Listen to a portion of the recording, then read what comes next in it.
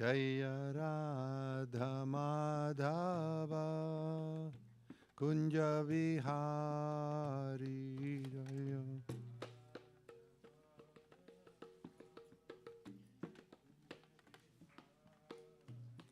Jaya Radha Madhava Kunja Vihari Jaya.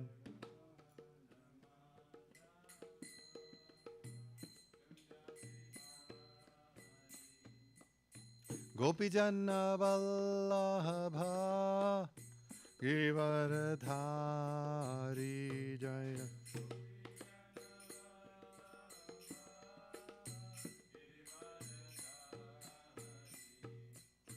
Gopijana Vallabha Givaradhari Jaya.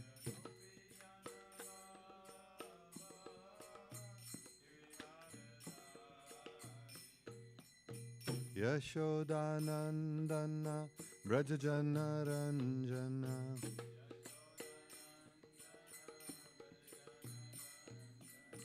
Yashodanandana Brajajana Ranjana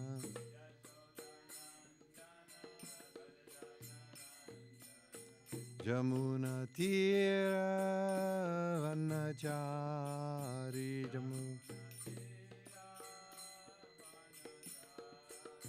Jamuna Tira Vanachari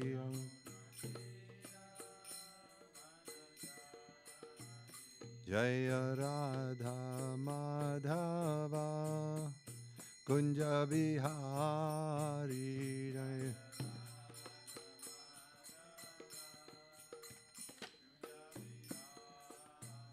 Jaya Radha Madhava Kunja Vihari.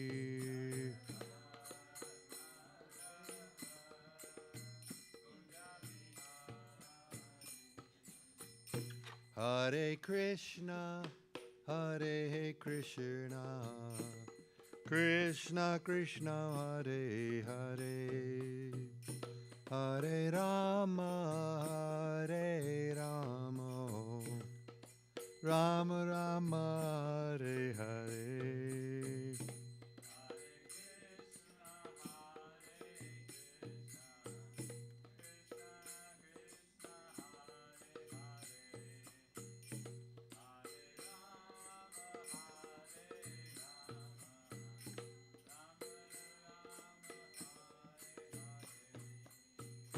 Hare Krishna, Hare Krishna, Krishna Krishna, Hare Hare, Hare Rama, Hare Rama, Rama Rama, Hare Hare, Hare.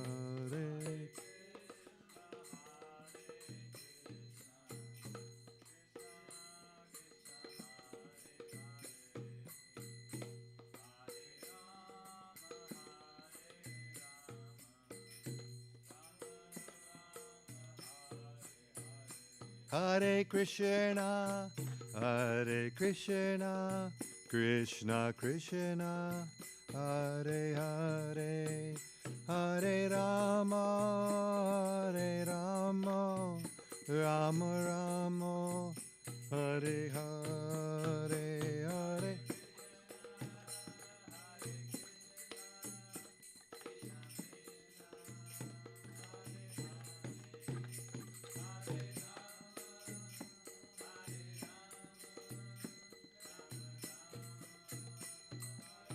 Hare Krishna, Hare Krishna, Krishna Krishna, Hare Hare, Hare Rama, Hare Rama, Rama Rama, Hare Hare, Hare.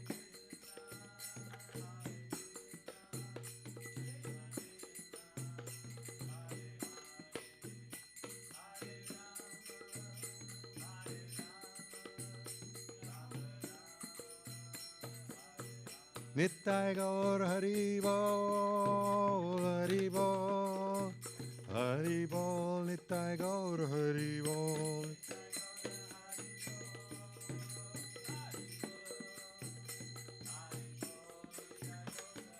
Nitai Gaur Hari Bol, Hari Bol.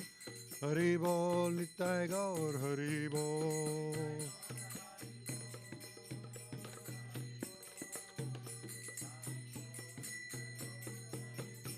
Jaya Prabhupada, Prabhupada, Prabhupada, Jaya Prabhupada.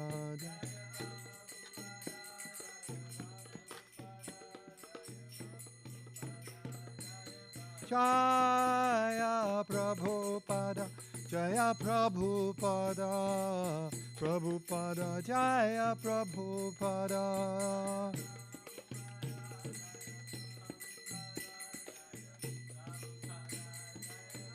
Jaya Jaya Gurudev, Gurudev, Gurudev, Jaya Gurudev.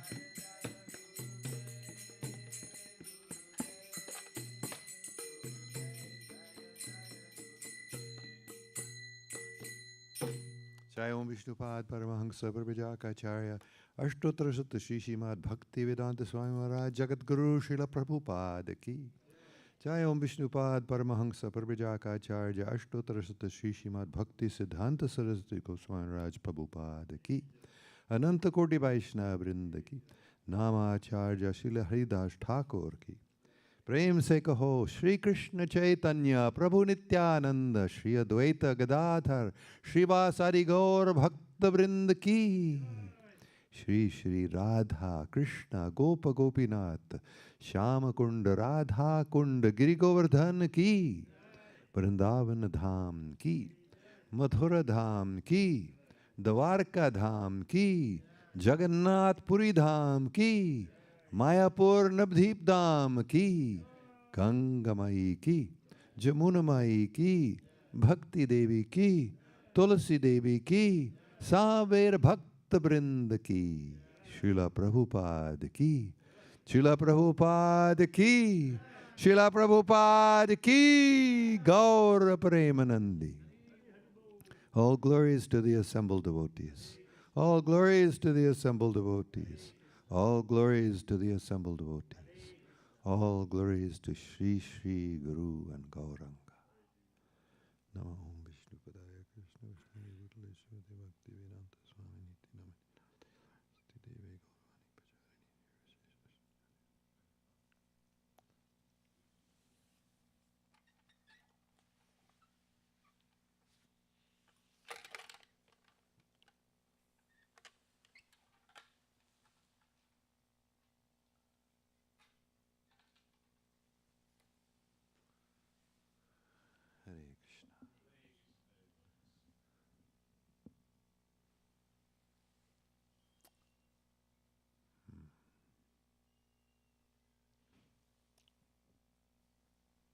So I am a disciple of His Divine Grace, A.C. Bhaktivedanta Swami Prabhupada.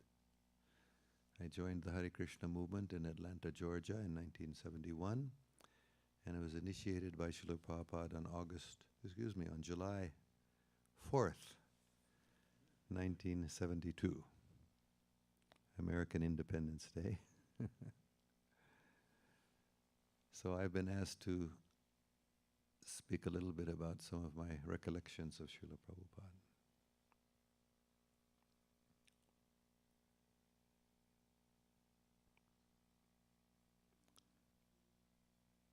So the first time I saw Srila Prabhupada was on the 2nd of July, 1972. And he arrived from Los Angeles, I believe, flight to New York. I had hitchhiked with another devotee from Atlanta to New York. In those days, we didn't have very much money, so we hitchhiked a lot. And when Srila Prabhupada arrived in the airport, there was an uproarious kirtan, ecstatic kirtan, hundreds of devotees, I guess. I didn't count them, but there was a big group of devotees at the airport. And in those days, it was before all the security and everything, you could go into the airport and meet the people who were coming off the planes. So I can remember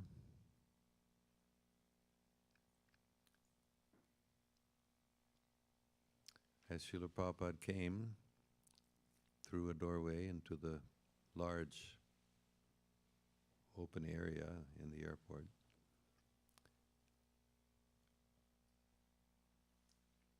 it looked like he was not walking.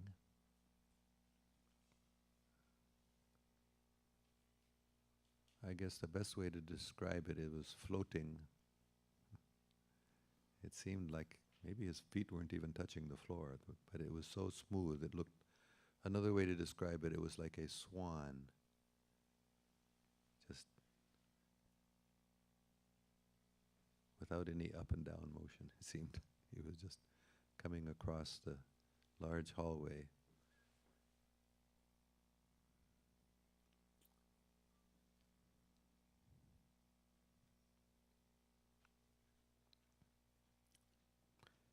And many of the devotees were crying in bliss just to see Srila Prabhupada.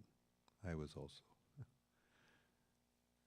It was an amazing experience, and I felt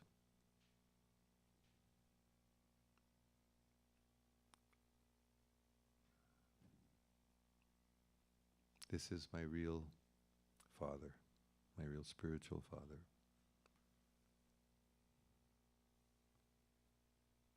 And I didn't want anything else except to be at his lotus feet. And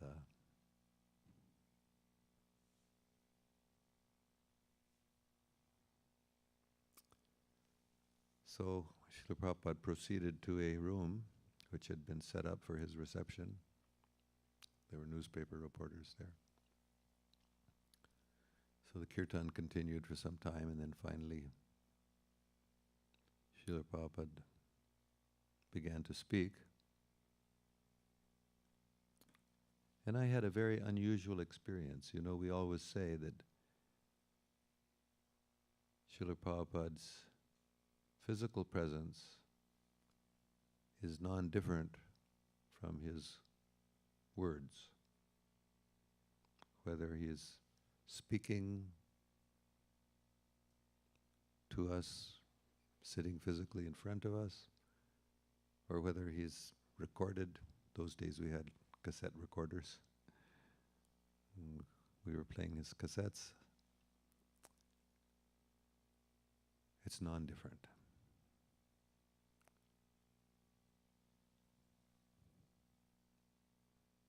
They assured us, when you're listening to Prabhupada's recordings, that's just the same as being directly in front of Srila Prabhupada, hearing him speak. Well, I had the opposite experience. Srila Prabhupada was there for the first time ever, sitting in front. I mean, I was a long distance away from him, farther than this distance, or maybe about this distance. And he was speaking, and at one time I closed my eyes, and I suddenly realized, this is exactly like listening to Srila Prabhupada's tapes.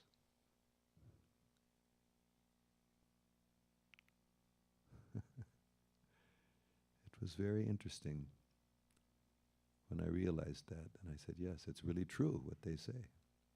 Spiritual master is 100% present in his teachings. Physically, he may not be present, but he is present. So when you hear Srila Prabhupada's recorded talks or lectures, or when you read his books,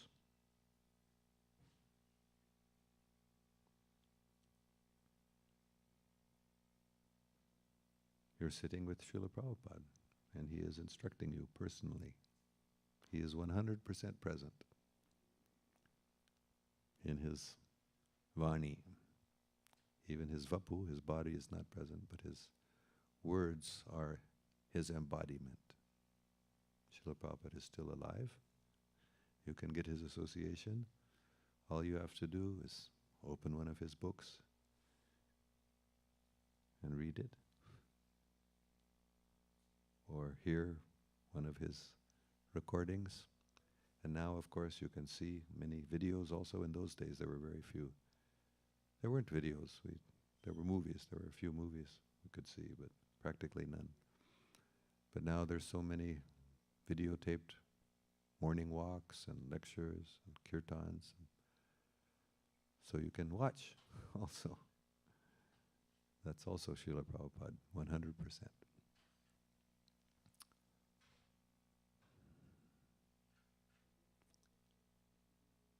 So 2 days later, I was initiated.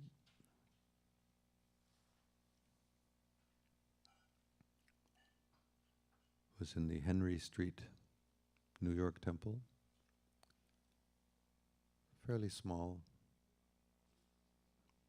temple room. At that time, there were no big deities. There were just little deities of Radha and Krishna in New York. And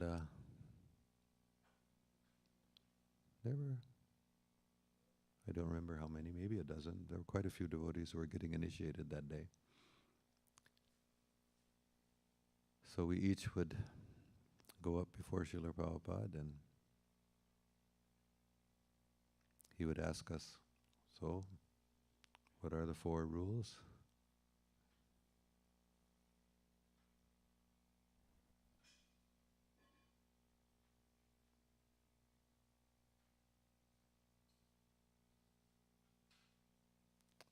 I said, no illicit sex, first, to get it out of the way. And no intoxication, no meat eating, no gambling.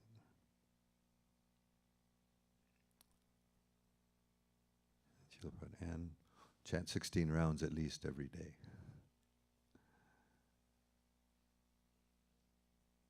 And Srila Prabhupada said, your name is Amogha Leela Das. Then he paused and then he repeated. He didn't usually do this. I don't know, maybe he did more often, but I didn't. Then he repeated, and he kind of savored the sound of the name, Amogha Leela Das. And he handed me my beads.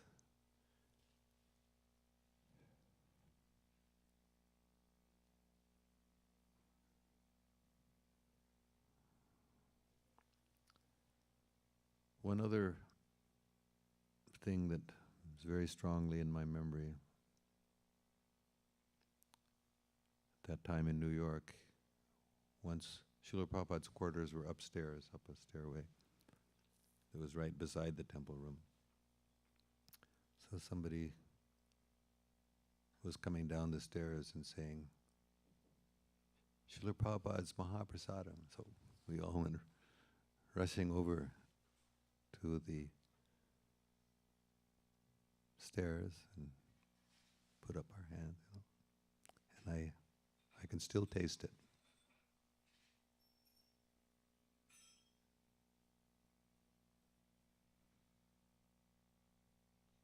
I still can't explain it, but I got a piece of watermelon from Srila Prabhupada's remnants, and it was so sweet. I really thought, and to this day I'm not sure, maybe I should have asked, but I thought there was honey on it. It was so sweet, I thought the devotees must have put some honey on the Srila Prabhupada's watermelon. But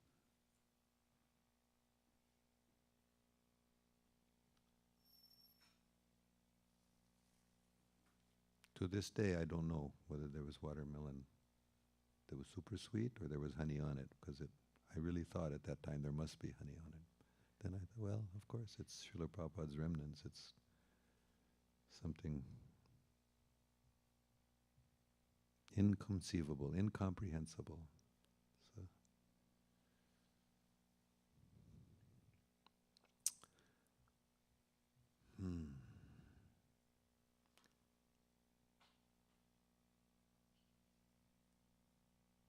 So I didn't see Srila Prabhupada again until 1975, February. I don't remember the exact day.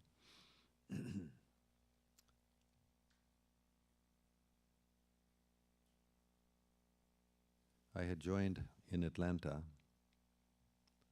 but then I had left. Right, I had first gone to Alabama and opened a preaching center in Alabama, and then I had joined Satsarup Maharaj's traveling library party.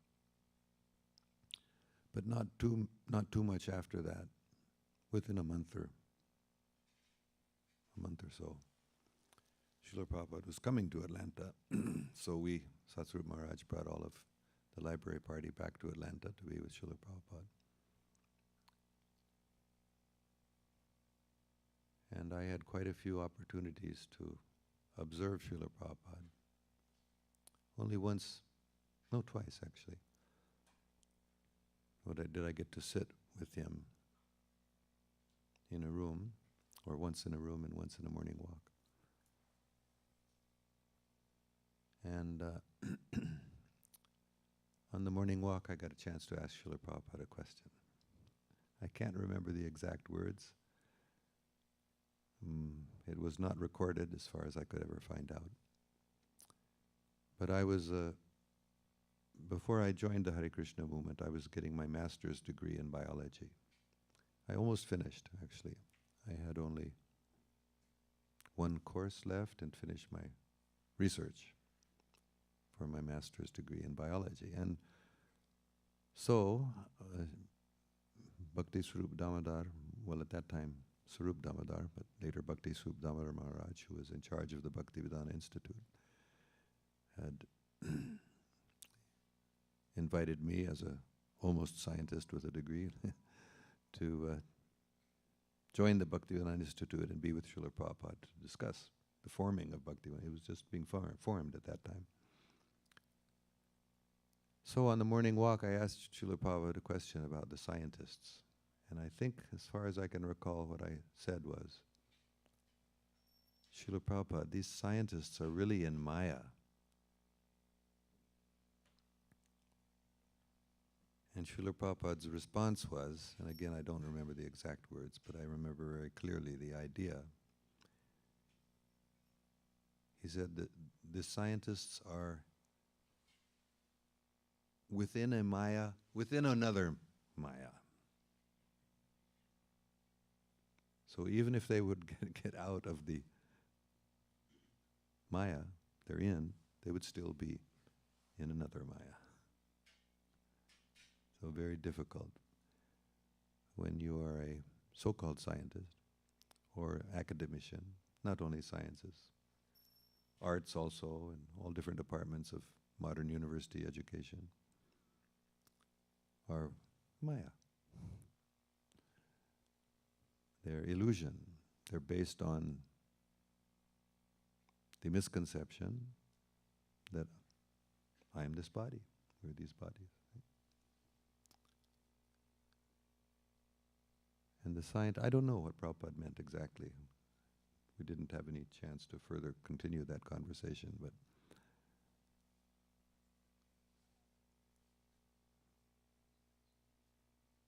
it's very dangerous to be a scientist.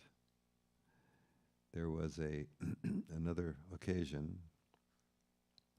I wasn't present when this happened, but the person it happened to told me he was a scientist also. And when he told me, when he was introduced to Srila Prabhupada, and the devotees told Srila Prabhupada that he was a biologist, so Prabhupada said, "Poor frogs."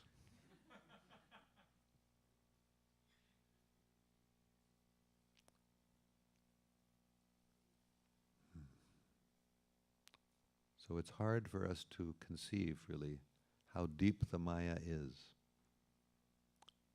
So we have 4 regulative principles: no illicit sex, no gambling, or no intoxication, no meat eating. But we usually think that the gambling one is not that serious. I never gambled. Once I bought a lottery ticket, but Other than that, I thought I never gambled until I realized that what is gambling? Believing in science is gambling. Or believing in academic education is gambling. You're much more than money. You're not risking losing money, you're losing your spiritual existence when you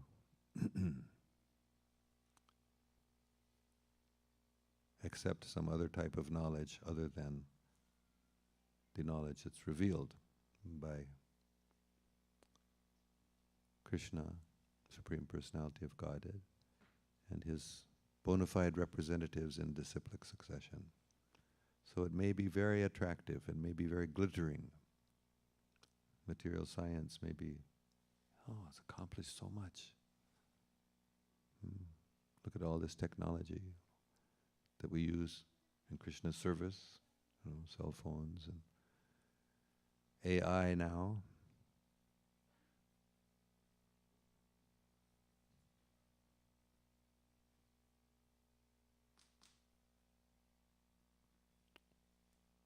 Very dangerous. We get trapped. We think it's real. We think that's knowledge. It's not knowledge. It's avidya, ignorance,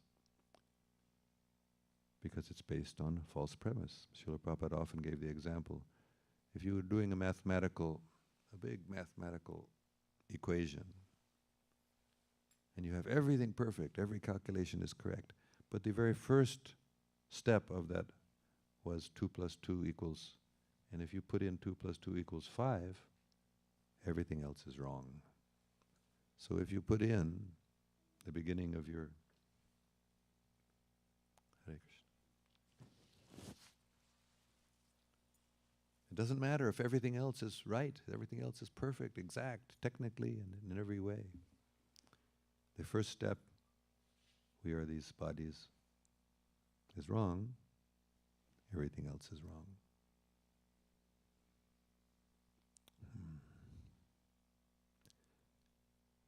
There were many things that happened that time. Srila Prabhupada, because I had been in Atlanta, and the temple president invited me to do arti to the deities, newly installed Gaur-Nitai deities. So when it was time for arti, or it was time for the offering before the arti, I went on the altar and I rang the bell and I closed the curtains. The temple president, Balavanta Prabhu, later, very soon afterwards, he said, "Why did you do that?" Why did I do what? Why did you close the curtain when Srila Prabhupada was sitting there on the Vyasasana? I said, well, it never occurred to me, and he chastised me quite strongly. He said, I'm sorry, he kind of was embarrassed because he had not trained me, because I wasn't, a very old devotee, but anyway. And then he explained to me, when the spiritual master is present, everything else flies out the window, including deity worship.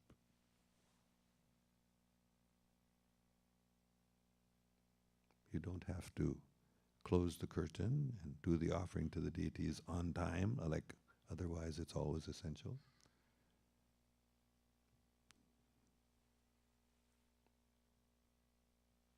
It was quite shocking to me to realize that I had no understanding at all of the position of the spiritual master.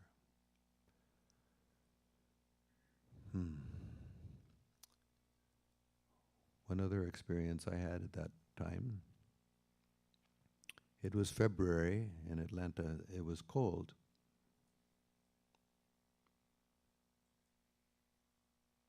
Atlanta is usually warm most of the year, but in the winter it gets a little cold.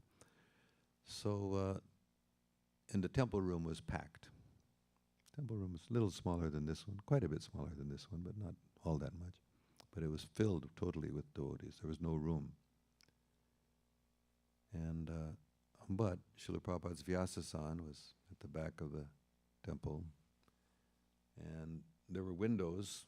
He wasn't far from the windows going to the outside. So I and several other devotees also, we decided we could get closer to Srila Prabhupada by going outside and looking in the window.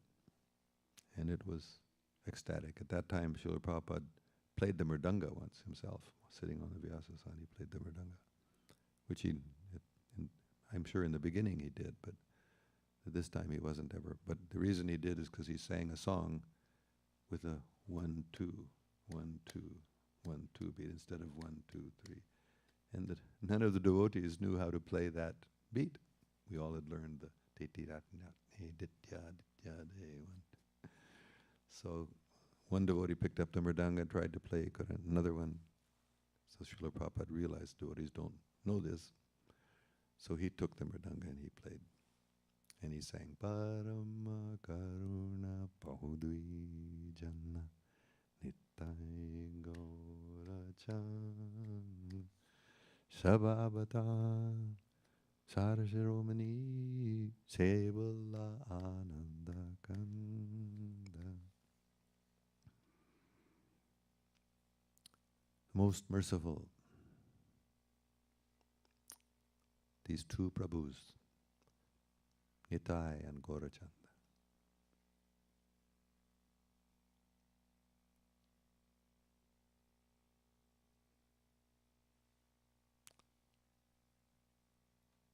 They are the crest jewel of all the incarnations, all the avatars.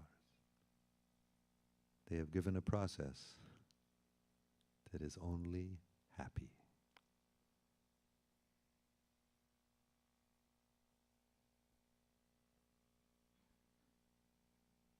Chant Hare Krishna and be happy. So, Prabhupada actually had just come from Mexico City and from Caracas, Venezuela. In both of those temples, there had been recently installed large Gaura-Nitai deities. Now he came to Atlanta where there were newly installed Gaura-Nitai deities. And he was overcome with emotion, seeing the deities and singing this song. And he couldn't sing very long. Within 2 or 3 minutes, he choked up with emotion just thinking about Lord Chaitanya's and Lord Nityananda's mercy and their presence. And he couldn't continue singing.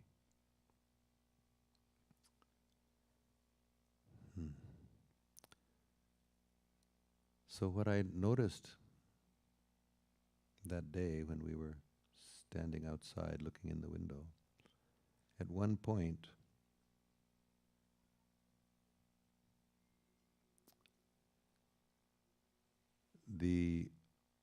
because the window was a little bit foggy because of the colder weather and warm inside, I got distracted by the reflections on the window pane of the trees behind us. And then suddenly I had a realization.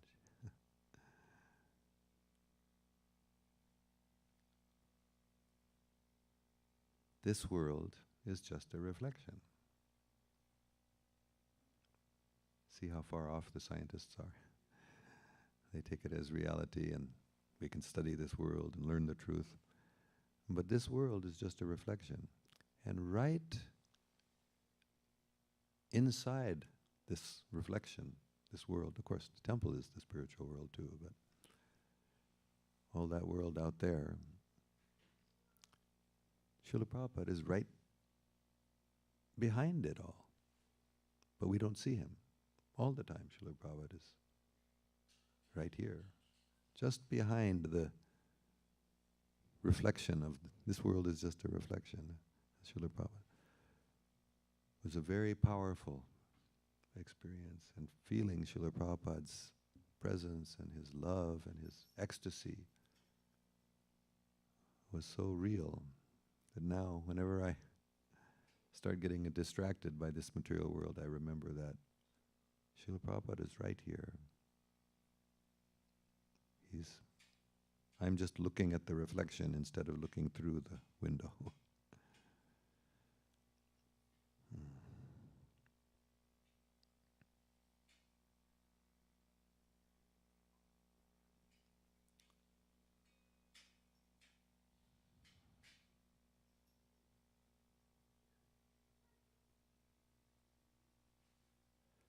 So then I was in India,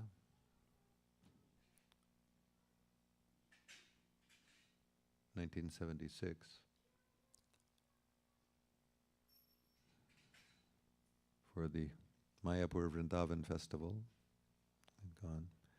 And after Mayapur and after Vrindavan, Srila Prabhupada had a program in Modi Nagar. Those of you from, you may know, had nothing to do with the current Prime Minister's name. But the Modi family was a very wealthy Gujarati business family. And they had a whole town named after them. And the town was basically, some of their factories, and almost the whole town was their employees, I think.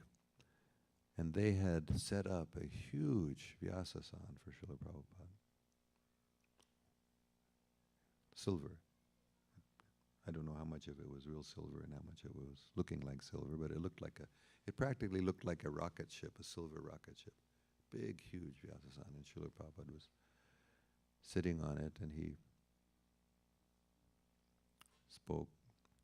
And then afterwards, he was taken to the place, the room where the Modis had set aside for him to go after he spoke. And I was fortunate to be able to go into that room too. So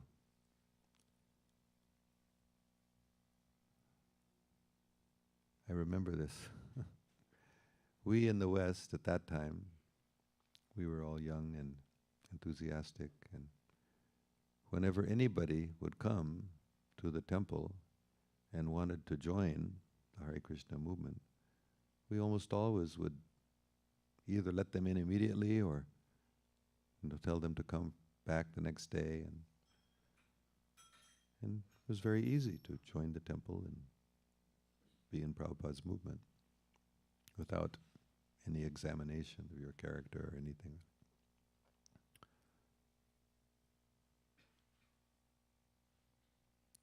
So there was a young man who was present there in the room, and he worked for the Modi family.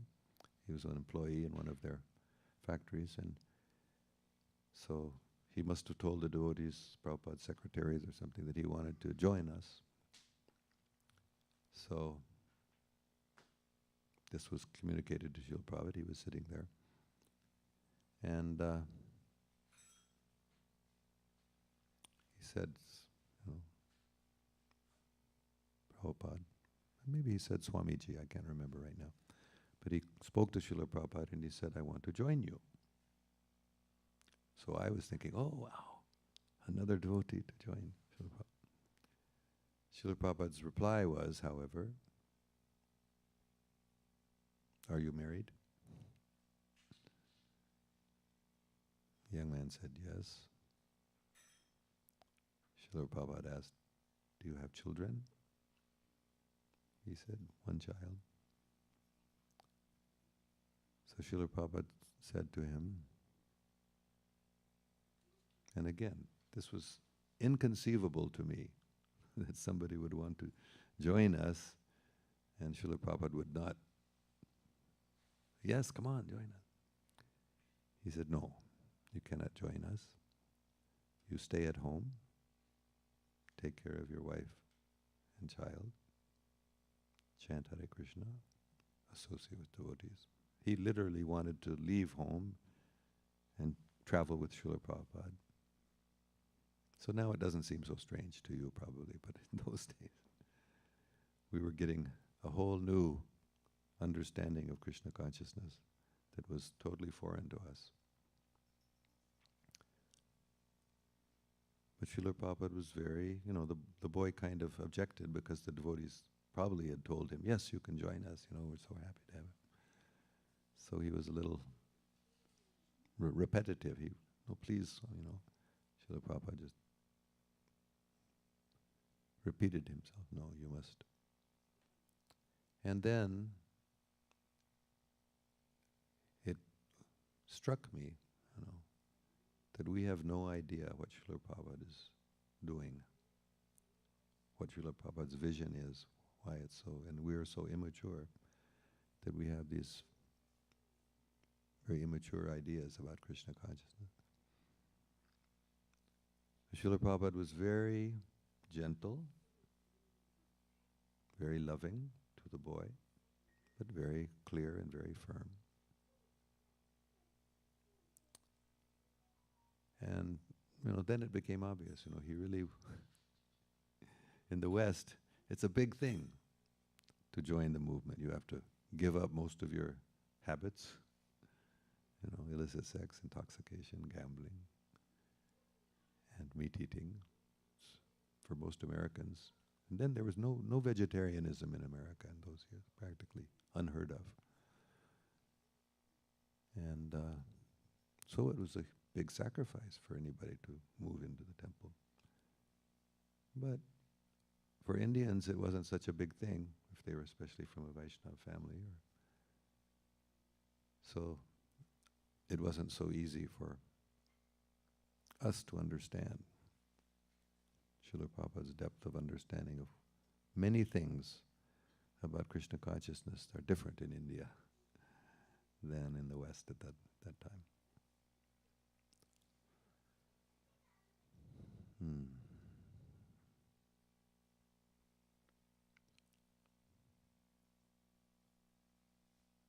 So I had a few other times when I got the chance to speak with Srila Prabhupada. I will just say the one most,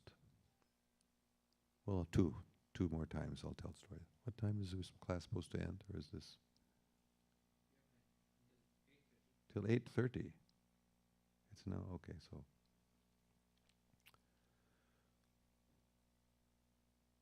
So Srila Prabhupada used to go on walks on Juhu Beach, but then his health was declining. This was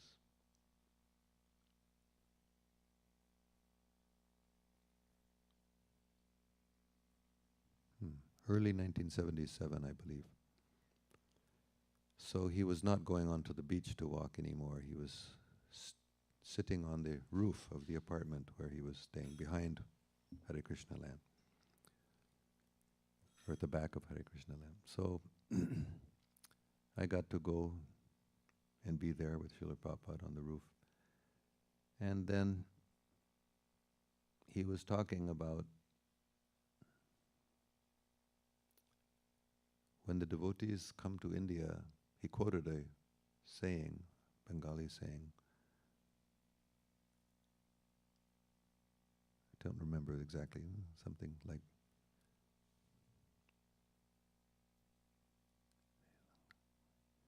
Jai Lanka Joy Say Ravan Hoy. I don't know Bengali, but so, which means when one goes to Lanka, one becomes a Ravana. So Srila Prabhupada quoted that saying, and then he said, when the devotees come to India, they become Ravanas. And then he went on, he said, in America or Europe, all the devotees do all the cooking, all the cleaning, everything they take care of themselves. But when they come to India, they have to hire cleaners, they have to hire cook even, not for the deities, but for the devotees. He was a Brahmin, so-called, so the devotees had hired him to cook for the devotees. I mean, he was supposedly a Vaishnava. He believed in Krishna. He was supposedly a Brahmin. And then he was caught smoking. So Srila Prabhupada was very disturbed by this.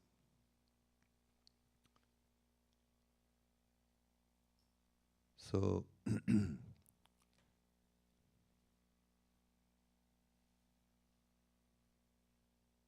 I asked Srila Prabhupada, what does he mean, by this, quoting this? And then he explained about this so-called Brahmin cook who's a smoker. And he was disgusted that the devotees, he said the devotees are very lazy when they come to India.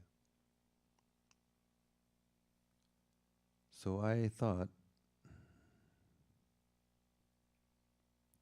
I wanted to understand this better. Why is this happening and what's going on? So I asked Srila Prabhupada,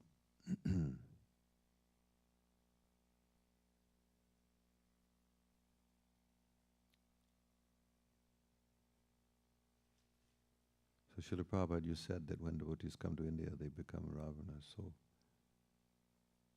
why is that? Something I don't remember exactly what my words are. Srila Prabhupada replied, you ask the leaders.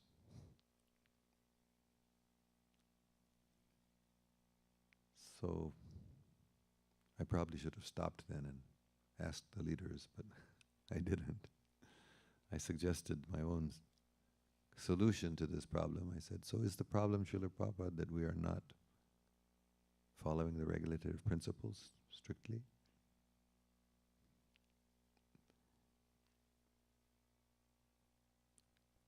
Srila Prabhupada said,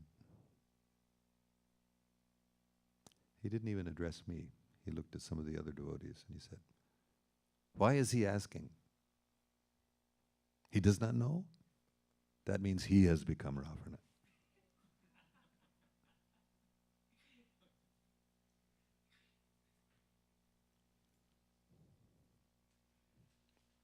Srila Prabhupada, very merciful to me, let me know that I really am Ravana.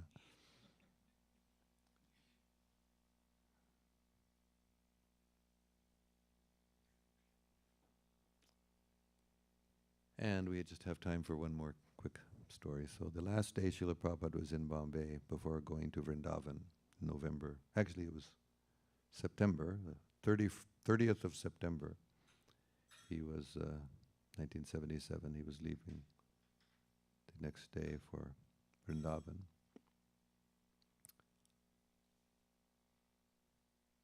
So we were having shifts of 3 hours, 4 hours, 3 hours, I think.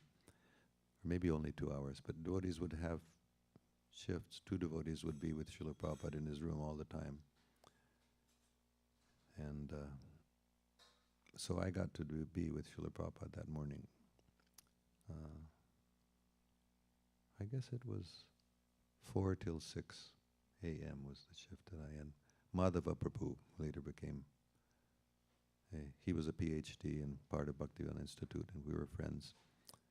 So when we came into Srila Prabhupada's room, he went to Prabhupada's feet. So I had to be at Prabhupada's side. So Mangalarti was going on. This is before the new, if you're familiar with the Juhu temple, this big, beautiful marble temple, this is before the new temple was opened. So at that time, right below Srila Prabhupada's quarters on the 5th floor is where there was a little, just a shack really, corrugated roof. The deities were in a little altar there. So we could hear the Mangalarti. And then after Nrsimhadev prayers and Tulsi Puja, it was silence and devotees were chanting japa. So I thought, further confirmation of my actual position, I thought Srila Prabhupada likes to hear the holy name, and we are supposed to be doing, one of the ideas was this, these devotees would always be there with Srila Prabhupada, so that they would be doing kirtan. So now there was no kirtan, so I thought, well, we were chanting japa, but I thought, I'll chant japa a little more loudly so Srila Prabhupada will hear. He likes to hear the holy name. So I started chanting Hare Krishna very carefully, exactly each syllable. Hare Krishna, Krishna Krishna, Hare Hare, Hare Rama, Rama. And Srila Prabhupada spoke. Srila Prabhupada could hardly speak at this time. It was very hard for him to speak anything. And I heard him say, Om Yang Noi. I couldn't understand what he said. So I went right up to the mosquito net. He had a mosquito net over him. I said, what, Srila Prabhupada? He said, don't make noise.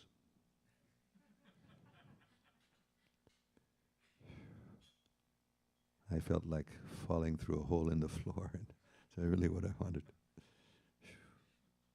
And I realized I'm such a Ravana, so contaminated that even when I'd say the name of Krishna with this much carefully pronouncing each syllable is just a disturbance, is just noise. Whew. Good instruction. Anyway, a little bit later, I heard Prabhupada speak again. He said, fly. What, Srila Prabhupada? Fly. Oh, I realized there was a fly inside the mosquito net. So I was kind of trembling. How am I gonna? I have to get the fly out, obviously. So I had to pick up the mosquito net, and the fly was just buzzing all around Srila Prabhupada's, face, and I had to go. Anyway, finally, I managed to shoo the fly out. Very ecstatic surface to be able to do that. And then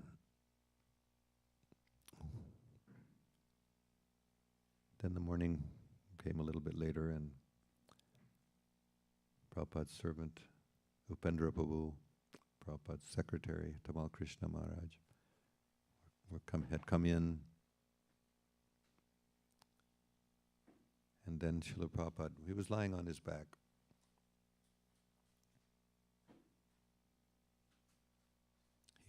He couldn't really sit up by himself even, so he was just lying on his back. And then, so here he is lying on his back like this, and I'm standing over here. So then he raised his arm, raised his hand like this. I couldn't understand what that meant. What is that? So Upendra Prabhu, Prabhupada's servant, was right there, and he said, it means he wants you to massage his hand. I had been a devotee for almost 5 years. I'd never touched Prabhupada's body, never got a chance to massage his feet like more senior devotees. And so I was kind of frozen by this idea that I would touch Srila Prabhupada's hand and I would have to massage it. So Upendra Prabhu saw that I was hesitating, so he just grabbed my hand. He said, like this. He just showed, massage Srila Prabhupada. Okay, so I started massaging Srila Prabhupada. Srila Prabhupada at this point was skin and bones. He had not been eating for months, really. Jai Shri Radha Neela Madhav ki, Shri Shri Gaurnitai ki, Sitaram Lakshman Hanuman ki, Jagannath Baladev Subhadra ki, Nrsingadev Bhagavan ki. So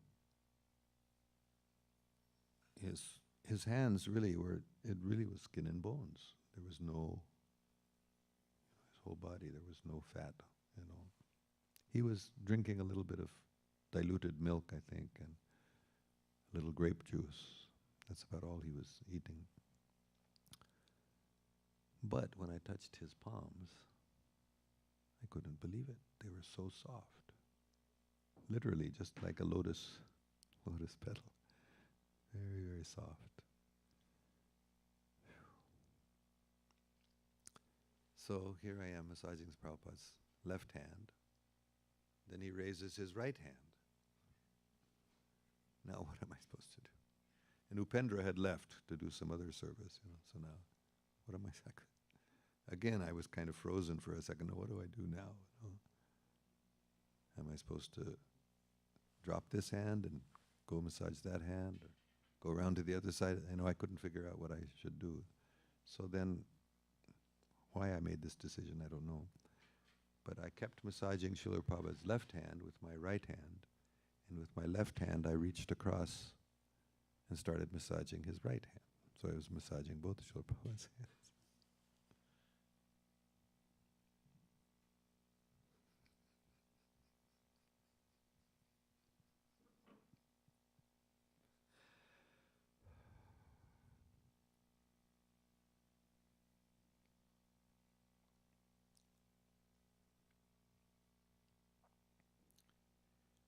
And then I felt, Srila Prabhupada didn't say anything, but I could hear his voice in my heart. I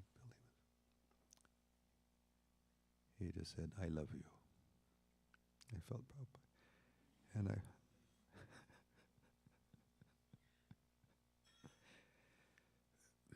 And I felt just like a river, an ocean of love pouring out of Srila Prabhupada.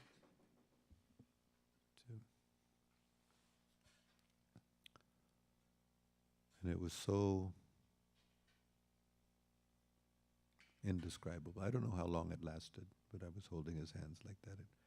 It felt like it was many years or a millennia. It was like time stopped, and I was alone with Srila Prabhupada. Of course, Madhava Prabhu was there, but it just felt like I was transported to some other reality, and Srila Prabhupada loves me, even though I'm Ravana. Even though my chanting of Hare Krishna is just a disturbance, still Srila Prabhupada loves me.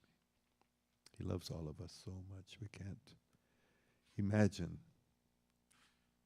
how much Srila Prabhupada loves each and every one of us, no matter what rascals we may have been. He loves us. Hare Krishna.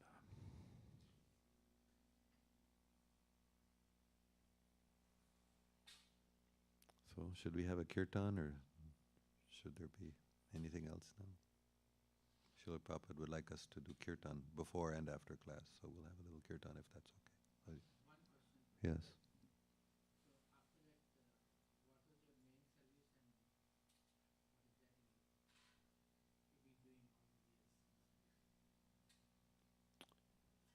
I've been trying to chant Hare Krishna without causing disturbance to Srila Prabhupada.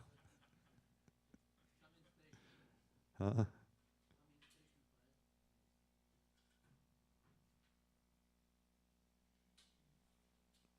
No, I won't talk about it.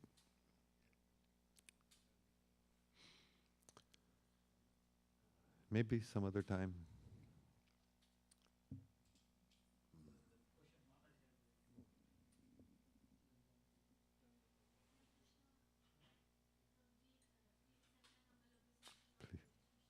Jai Srila Prabhupada.